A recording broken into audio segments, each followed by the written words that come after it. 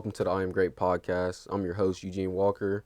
Got a very special guest here. My brother, grew up with him, love him, and we about to be interviewing him. Tell the people who you are. Well, my name is Deandre Hicks. I go to Langston University, currently in my second semester of my freshman year. Man, I'm just excited to be here with my bro, man. We grew up on the playground together, man. You know what I'm saying? I'm excited, bro. Excited. So, flex on him a little bit, man. Tell the people who you are, what you're accomplishing, some things you accomplished in the past. Okay. Well, like I said, I go to Langston University, which is Oklahoma's first and only HBCU, the illustrious Langston University. I study psychology and English there right now, going into my second semester. But before that, I was in Topeka, full time, living in Topeka, graduated from Topeka High.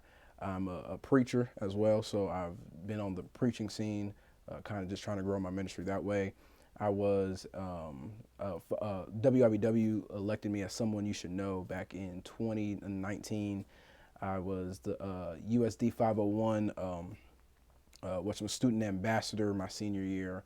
I also spoke 5 times at their convocation, and I was just did a lot of stuff. I was on Greater Topeka Fellowship. I was doing a lot of different things, throughout the community of Topeka. Mm-hmm. So, growing up, speaking at those events and just kind of being known in Topeka, how did you handle that? And like when you first got into speaking and being a little bit known, how did you handle that? Well, in order to answer that question, you got to take a step back because the speaking and stuff was a byproduct of what I was doing in church. Mm-hmm. And so the speaking like on the stages like for 501, I've been doing that in church my entire life. And my dad, Pastor Hicks, we've always been raised, and you kind of got a glimpse of it too, raised in that limelight, you know what I mean, where all eyes are on you. And so I had to learn quickly from a young age how to navigate that life as a PK. So I kind of just took some of the steps then and, took some of the steps there and applied it to when, all the notoriety and fellowship came after the 501. So now it's just being like, okay, now it's not just church people looking at you. It's the city of Topeka looking at you. And it's your teachers looking at you. So there were certain things I couldn't really do in school because the teacher would be like, are you going to be the one or are you going to do this other stuff? But it was just kind of the same principles, learning it from church and then applying it to school or somewhere. Man, so let's take a blast of the past, man. So who was Deandre growing up in elementary? Like, let's who was Deandre growing up in elementary? Deandre in elementary was a character. Cause bro was walking in with 3-piece suits in elementary. I've always been described as an old soul. So I'm even old to this day. So I was going to elementary school, 3-piece suits, ties. On Fridays occasionally was where I wear jeans. Nobody knows, but this dude actually robbed me my first day of school. He robbed me of my cookies, and that's how we grew our friendship. But no, I was always kind of that little quirky, nerdy kid. I was very outgoing though, and it kind of drew people towards me. But I was always very different. Like other people wear shorts, I'm wearing suits. I was always very business minded. In elementary school, I was the mayor of my school from 4th grade to 5th grade. Ran a hard campaign, no tricks with Hicks. Look it up, valid, you know what I mean? I was singing, I was still preaching, I was doing all that other stuff. I was just a very outgoing, looking back at it, it was a little weird, but it still carries some of that with me today. So how did you have the confidence to be so different at just starting out in elementary school? Bro, I just did it. Like, when you're a kid, you don't really think things through. Like now in high school and in college, you're so subconscious about what it is people are going to say about you. In elementary school, bro, we didn't have to worry about all that. Our biggest worry was nap time canceled, was an outside recess, and where they're going to give a snack. That was our biggest thing. So being myself, bro, was just really, this is me, accept it. If you can't get on board, then I'm sorry, I don't know what else to say, but this is who I am. Yeah. You know what I mean? So you've always been in the spotlight. You always had the main singing parts in every freaking music program. So talk about that. Like, I know you probably didn't understand it back then, but talk about that. Like being able to have every single main singing part since kindergarten to 5th So grade. you talking about the programs that we used to do at Yes, Scott? bro. This dude was always the star. The singing.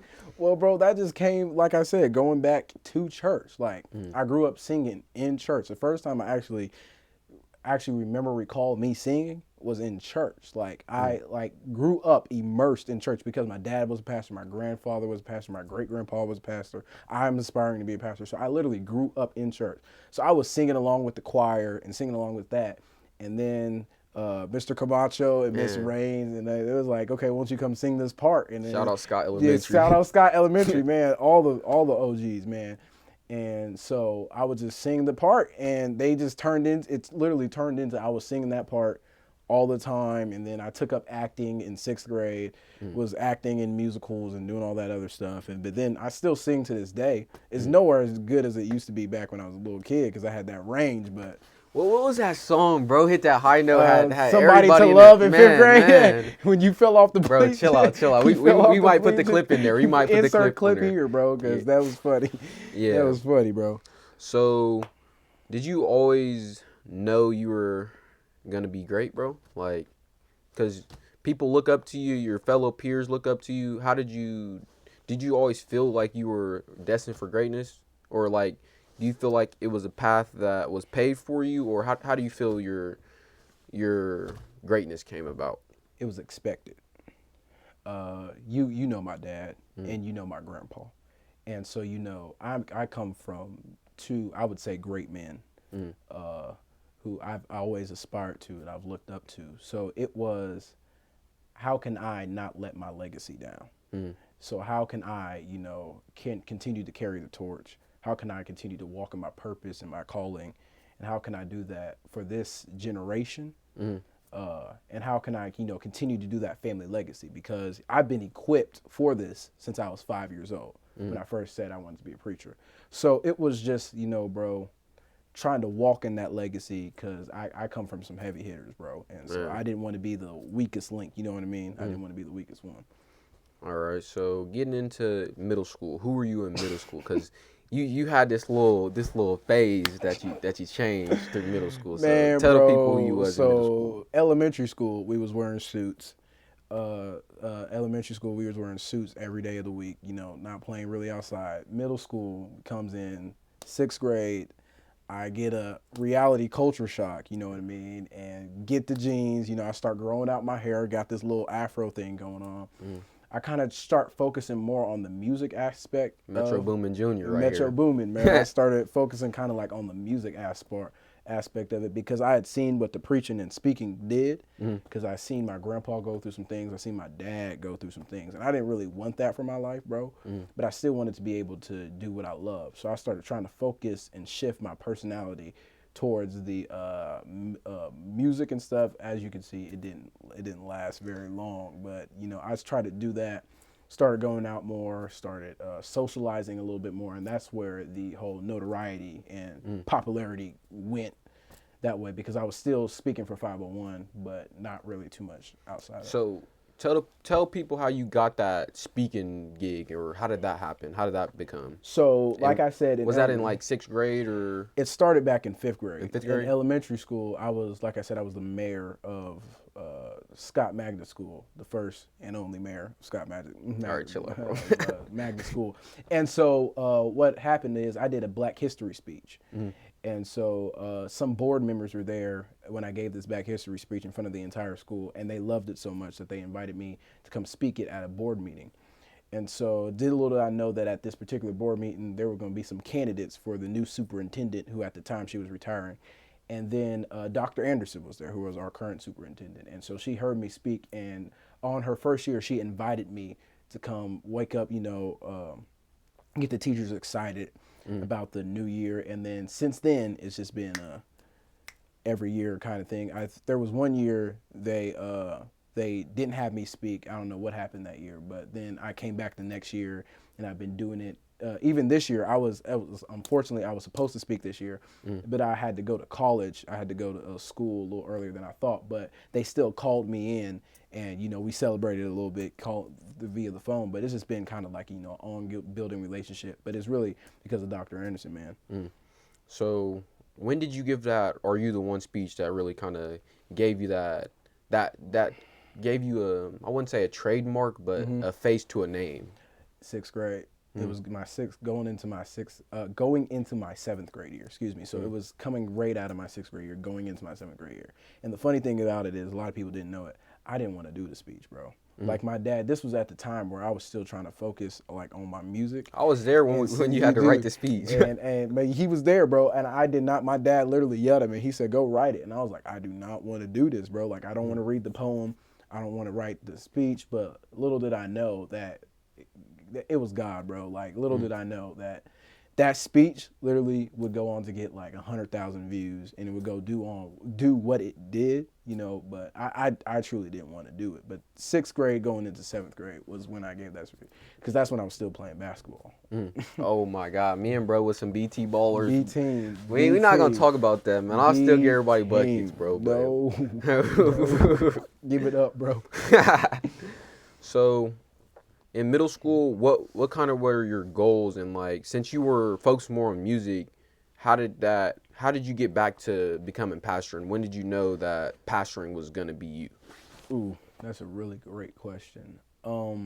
I knew, but I was running. Mm, And so I knew it, but I just didn't want it. mm, And so like God was telling me one thing and I was trying to do another thing. And so it just came to a point where you get at a crossroads and both your plan and God's plan clash. mm, And so that's when, the time I knew it was when my dad had gotten my sophomore year, when my dad had had a stroke. mm, And it was at that moment, bro, I was literally at my rock bottom. And that's when God spoke to me and told me that, it's the chase is up, bro. You know what I mean? It's time to start doing that. And that was right around the time during COVID. So I was able to develop myself and, train myself again and getting back into it. But my goals for middle school, bro, I was just trying to kick it, man. I didn't really have no goal set. Like college was expected of me, but it really wasn't something that I was like, very avid and vigorous about trying to go pursue. Like, of course I wanted to go to an HBCU, but I'm like, in middle school, I'm like, that's years ahead. I got years before I did that. And then you look up, it's man. senior year, you know what I mean? And so middle school, bro, I was just really just trying to kick it, man, for real.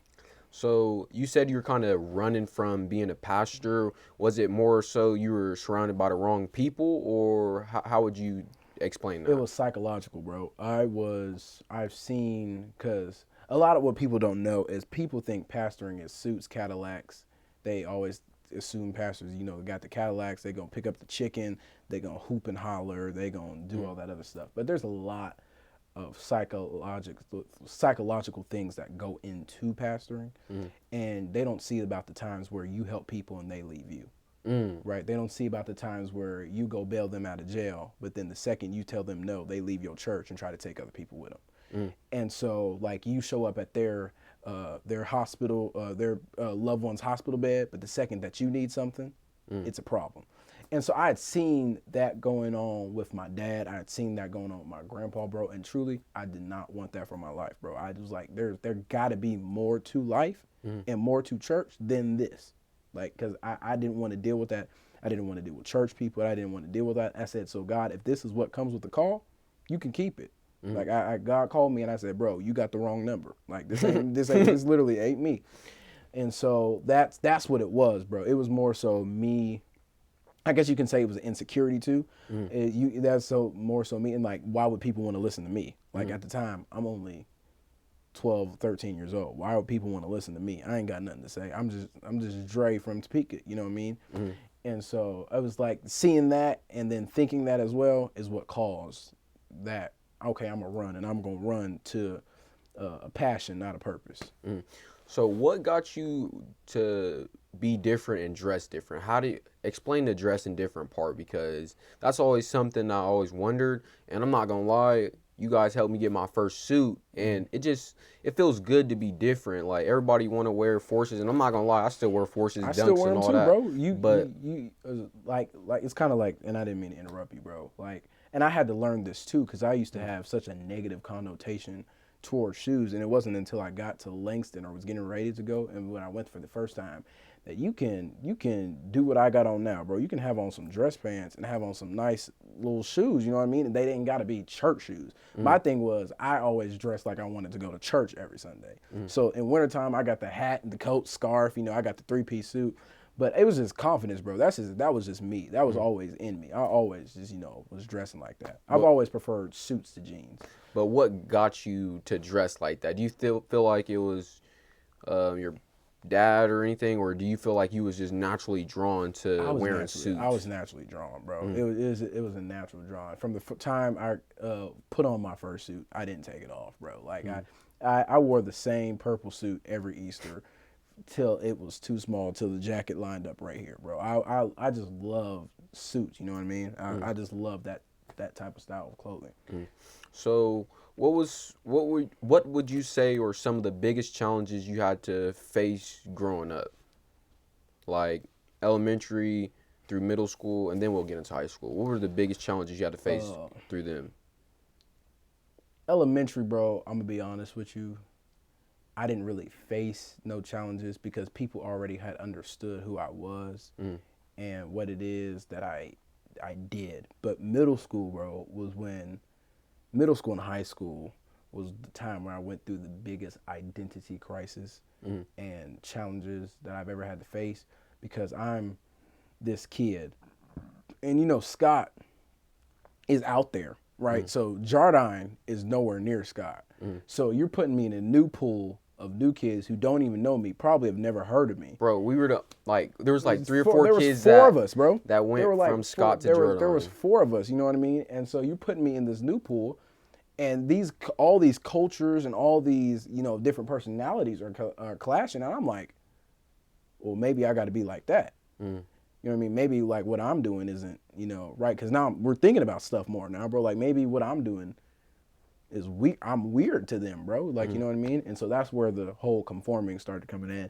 And then in high school, it was even same thing, because I thought I had found it in high school. And then, okay, so now you're putting Dre in high school, and now Dre's name got a little clout to him. So I think maybe, hey, I need to chase that vein. Maybe I need to go ahead and be the little popular kid, you know what I mean? That vein didn't work for me, bro. And so it wasn't until I found my authentic lane, being who I was, that I was like, this is who it is, bro. You're just going to have to accept it. Man. So what are some goals that you have for yourself for the future? When you say future, what, like, give me a year span? Or we'll go from 1 year, 5 year, and 10 years. So Okay. Start with your 1 year goals. My 1 year goal, man, I want to not get out of Langston. I want to get to Langston, handle my business, you know what I mean? I want to have started, my own business, Styles by Dre. I want to start doing that stuff. I want to be on a regular preaching schedule, and I want to be able to read at least 2 to 3 books a month. Right now I'm at a book a month, but I want to be able to get that up to 2 to 3 books, as still managing my school course load. So that's changing my disciplines as far as stuff on that end. But I just want to be able to put more into my craft and kind of develop better that way, and still continue to develop, you know what I mean? 5 years, let's see, I'm a freshman now, so that means I would be in my Master's of Divinity program. So I would have wanted to have already earned my bachelor's, 2 bachelors from Langston, my psychology and English. Would have hopefully, no, I'm not even gonna say that. I would have, want to be in, my dream school is Yale Divinity. So being in Yale Divinity, studying, getting ready to take the next step as far as pastoring. And then 10 years, I want to already have my master's, a family, and my doctorate degree. Those are great goals. So do you remember the first time you got up and preached? It was so young, bro. Like I was like 3, that I can recall. I was like 7. But when I was a little kid, my dad and grandpa used to let me come up and close their messages when I was a little kid. Is there anybody here? Touch your neighbor and doing all that other stuff. So they would let me do that, but no, bro, I can't remember. So let me ask you this. Do you remember the first time you preached that you felt like you gave a good message?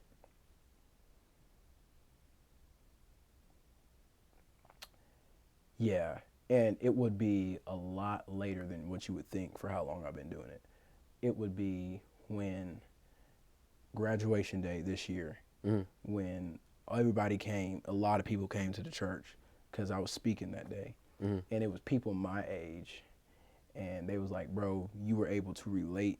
Because a lot of times, a problem is with a lot of people and why a lot of young people don't go to church. And I know this ain't the purpose of the conversation. This is good context. But because you trying to preach to me like we're back in 1960. And that's not going to work. You know what I mean? And so it was like, I loved it because you were able to relate to me. And you were able to make the Bible simple and plain for me to grab it. And I can actually use this. And so having a lot of people come up to me and say that, and a lot of people share that, or even like if it's those little Snapchat inspirational things I do, you know what I mean? Those things, those are the times where I can be like, okay, I'm walking in my authentic calling, you know what I mean? Those are that times. But that came a lot later once I became comfortable in myself, instead of trying to sound like all my other favorite preachers. Like instead of trying to be and sound like my dad, instead of trying to like preach like a Tola Morgan or a Jamal Bryant or a Freddie Haynes or a Ralph West. When I became comfortable in Deandre's voice, that's what happened, bro. So, have you preached anywhere besides Kansas, Topeka? All right, yeah, I preached, at least Sunday I preached in Kansas City, Missouri. I've been blessed to preach at Langston. I preached for Gospel Fest and for a church down there where I go down there at Prospect. But yeah, I've done some preaching, bro. So you trying to go global with it? I'm trying to go global, bro. That's the plan. That's good. Bro. That's good, bro. So talk about networking with different pastors, going to different events, and like how you got your name to be able to go to different cities and preach. My dad. I'm not gonna lie and say that I'm not a child of nepotism, because my dad's name is out there. I've been able to get to some of those doors. Now my work ethic and my studying habits and my abilities and my anointing and what I believe God has given me has kept me in the door, but my dad's name has opened the door. You know what I mean? So yeah. So how do you deal with people saying that your dad is kind of the face of you? Like, how do you feel when people say your dad made you? But how does that make you feel, and like how do you navigate past that? So like you're saying, how do people say when everything I've done is because of my dad? Yeah. That used to bother me, but it don't bother me too more, because at the end of the day, people are gonna have an opinion. I credit a lot of who I am today to my dad. If it had not been for him, there was no way I would be here. Because he is, I can be. So because he was doing, I can be. So a lot of those times you see me working on speeches and stuff, yeah, I'll ask him a suggestion.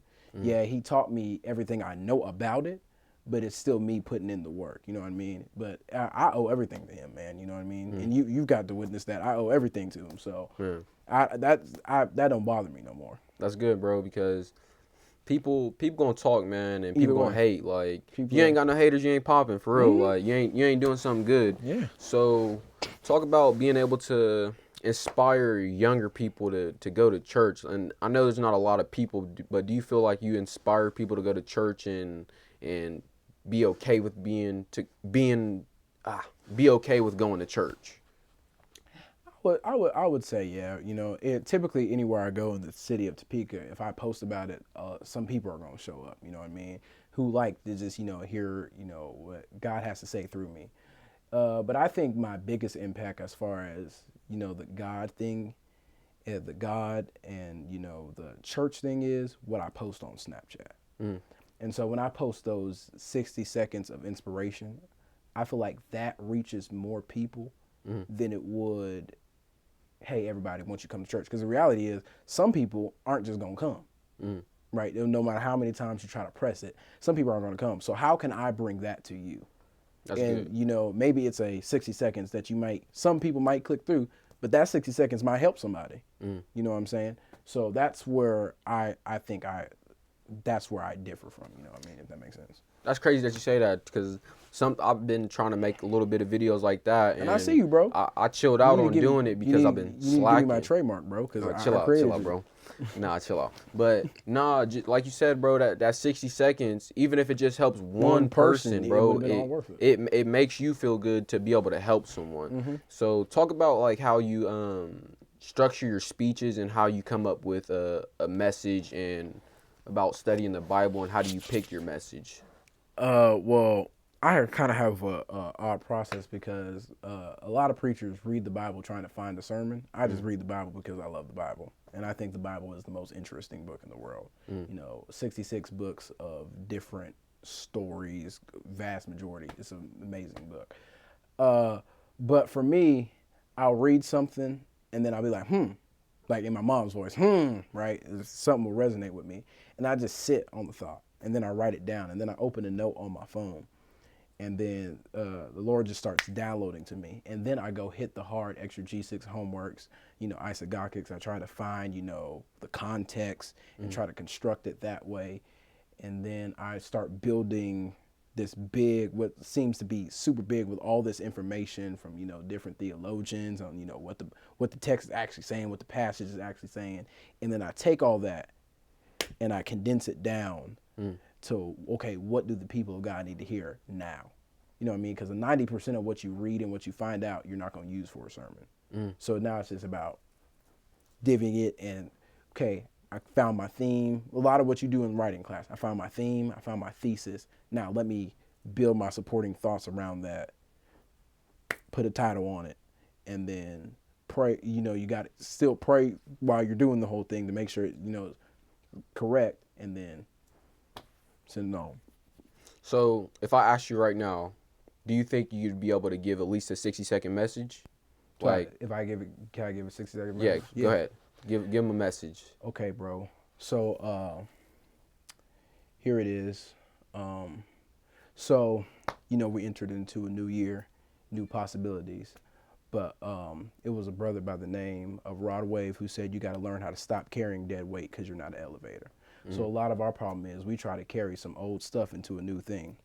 And so what God really was trying to get us to do is God will try to get us to shut a door, because you can't walk into a new season if you won't walk out of an old one. So the problem is, bro, we still stuck on things that happen and miss what God is trying to do. And so that's where we got to walk into a new year with new possibilities, new mindsets, new habits, new people if you do it, because you can't take level 1 people to level 2 with you. You know what I mean? You can't keep carrying that dead weight because you're not an elevator, bro. So I don't know if you would like to talk about this. If you don't, we'll cut it out. But how did you, a lot of people don't know, but you recently lost your grandfather. And bro. How did you navigate through that, and how did you stay strong through that time? Man, bro, my grandpa, like I said, I'm 5th generation preacher. So I had my great-grandpa, my great-grandpa, my grandpa, my dad, and me. So growing up with my dad and grandpa, we was all real close. They were one of the ones that, were helping me, with the whole sermon thing when I was a little kid. They were, hey, you gonna read this, you gonna do this, you gonna do this. And so losing him, man, it took a toll out of me, you know what I mean? But then I was like, okay, it kind of gave me closure, because towards the last week of his life, we had a conversation. And he was like, man, I need you to carry it. And I was like, I got it from here. You know what I mean? So I'm not going to let, that Hicks lineage or legacy die with me. You know what I mean? And so it's the same God that was with him is going to be the same God that's with me. And so that's what kind of was my strength and my driving force, doing that. Every time I still have his program up in my dorm room at Langston. When I'm preparing a sermon, I look at it. When I'm preparing a sermon, I prepare out of his Bible. And so I, every time before I get ready to go preach, I read Joshua chapter 1, 1 through 6 out of his Bible. And that's the story where God is speaking through Joshua and saying, hey, as I was with Moses, so I will be with you. I will never leave you nor forsake you. Be strong and courageous, because you will lead these people to inherit the land that I promised to them. So I read it out of that Bible, and I still keep them with me in that way. That's good to hear. So talk about Langston, man. Talk about when you got to the Langston. The real LU, man. So I love high that. school, you finished that. Got to Langston. How was that? It was now HBCU is lit by itself, but Langston, man, is a different caliber. I love Langston so much. Langston, I feel like you get this at every black college. it's a family-like atmosphere. You know, everybody wants, everybody Everybody's to brothers win. and sisters. Yeah, everybody wants everybody. So the time you step on campus, like, what's up, bro? You know what I mean? We dapping up. You meet some of your lifelong friends there, bro. And so, I really just love Langston, man. I really love it. I really do love it. What you love about it, man? I love The brotherhood. Besides that, I'm trying to think. Just one thing. Man, the food is amazing, and you wouldn't even Fried think that. Chicken Wednesdays? Fried chicken Wednesdays, fish Fridays. I would really just, bro. It's really just the atmosphere, and it's something that is really hard to describe until you're there. But like when you in the cafeteria, and Before I Let Go comes on, and bum bum bum, and everybody wow, and is singing, or like you be at Meet the Greeks, and somebody play Never Would Have Made It, and it goes straight church. Or when you be at a housing residential meeting and everybody there and somebody come up to you, hey, won't you close this dock? And it just go crazy. It's just like a family atmosphere there, bro, that you just can't, I don't think you can get anywhere else. Not just specifically at Langston. I'm talking about HBCUs and broad now. But like, it's a family-like atmosphere, bro. would you recommend people going to HBCUs? Wholeheartedly. Support black colleges. Put it on a t-shirt. He said, "Put it on a t-shirt." Wholeheartedly, bro. Yeah, I understand. Wholeheartedly. I think I'm gonna go to. I really want to go get my master's in divinity from a black college. Really? Man, black colleges are amazing, bro. Black colleges are amazing. What would you like the people to know about you? No, I like people to know about me. I'm just trying to follow God, bro. Like I'm only one man trying to follow God and do what I was called to do and what I was sent here to do, and try to fulfill my purpose. And I'm gonna do that to the best of my abilities, man. I'm gonna try to reach new people, bro. And at the same time, I'm gonna be authentically who I am. So if you can't handle it, you mean deuces. But that's just who I'm going. I'm just gonna be Dre, man. What advice you got for the younger crowd that is like still trying to figure out themselves and still trying to figure out who they are? It would have to be what John C. Maxwell said when he said a leader is one who knows the way, goes the way, but then he shows the way. And so you have a whole lot of people who claim to be leaders, but they ain't really going. So if you want to be the leader, if you want to be the one, you got to follow those principles. You got to know the way. So you got to identify yourself, know who you are and know what the way is. You got to go the way. So you got to be willing to take a step, but then you can't just take a step by yourself. You got to be willing to show people the way. So don't be afraid to, to go, you know what I mean? Don't be afraid. Don't let what people are saying around you stop you from just going. All right. So you talked about you were a little bit insecure about walking in your calling. How did you deal with being insecure? And like, people see the most confident person in you, but internally, how did you? That was a battle I was fighting privately. Like if you would have asked nobody or asked somebody, nobody would know. That was a battle that I was, smiling in your face, but then I was going home and just sitting. You know what I mean? And so that was something me and God had to deal with. It wasn't just me, having to do it. It was me and God. God removed this thorn from my flesh, you know what I'm saying? Because like, I just got to a place, bro, where it was like excruciating. Like I know I'm called to do this. All the opportunities are presenting itself, right? But it's like I don't want to do it. You know what I mean? And so it was just something me and God really had to do with. And it took time, and it took my dad getting sick for me to actually really realize, like, whoa, you know what I mean? Like life's short, bro. You can't keep running, bro. You can't keep running. Man, bro. Well, you got any last words for the people, the viewers, the listeners? Oh man, I'm thankful, bro. I'm proud of you, bro. You really turned it around. You might be something one day, bro. Hey, chill out, bro. You might be something. Trying to, bro. Just want to motivate the youth for real, bro. Like that's really one of my main goals in life is really to motivate the youth, be a leader, like you said, because everybody, like Lil Baby said, everybody going the same route. So I switched up my route. I switched up my route, bro. Come on, bro. It's okay to be different, and okay. That's one thing I learned from y'all, like being able to dress nicer, bro. Like y'all bought me my first suit. That was crazy. Like I remember putting that suit on and having that feeling like, bro, I look good in this. Pause. Like you used to wear my suits. No, chill out, so bro. we're not gonna do that. Chill out, But bro. you used to wear my suits. But yeah. Yeah, I used to steal all bros drip. I got a few things that bros drip But you on. can't get none of this new stuff now, because when I tell you 2023, we coming up. You coming different? What Deion say? What Deion Sanders we say? we coming, and it's Louis, And bro. it's Louis. And it's On Louis. me. But man, Oh, bro. I appreciate you coming on the show. Bro, man, thank you for having me, man. Thank you, man. Honored to be here, bro.